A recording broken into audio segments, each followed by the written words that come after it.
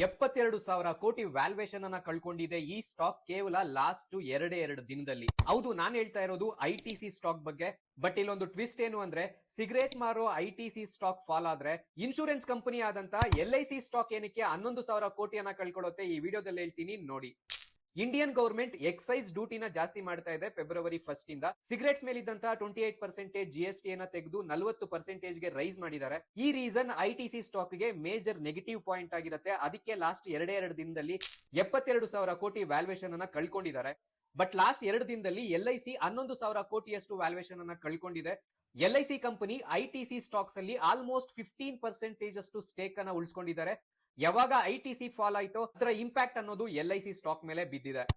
So ತುಂಬಾ ಜನ message ಮಾಡಿ ಕೇಳ್ತಾ ಇದ್ರಿ ಐಟಿಸಿ ಸ್ಟಾಕ್ ಏನಕ್ಕೆ ಇಷ್ಟು ಫಾಲ್ ಆಗ್ತಾ ಇದೆ ಅಂತ. ಇದೇ ರೀಸನ್ ಆಗಿರುತ್ತೆ. ಸೊ ಈ ಸ್ಟಾಕ್ಸ್ ಅನ್ನ ಯಾರಾದ್ರೂ ಹೋಲ್ಡ್ ಮಾಡಿದ್ರೆ ಅಥವಾ ಬೈ ಮಾಡಬೇಕು ಅನ್ಕೊಂಡಿದ್ರೆ ಅಂತವ್ರಿಗೆ ಈ ವಿಡಿಯೋನ ಶೇರ್ ಮಾಡಿ. ಇದೇ ರೀತಿ ಕ್ವಿಕ್ ಇನ್ಫಾರ್ಮೇಶನ್ ಗೆ ನಮ್ಮ ಪೇಜ್ ನ ಫಾಲೋ ಮಾಡಿ.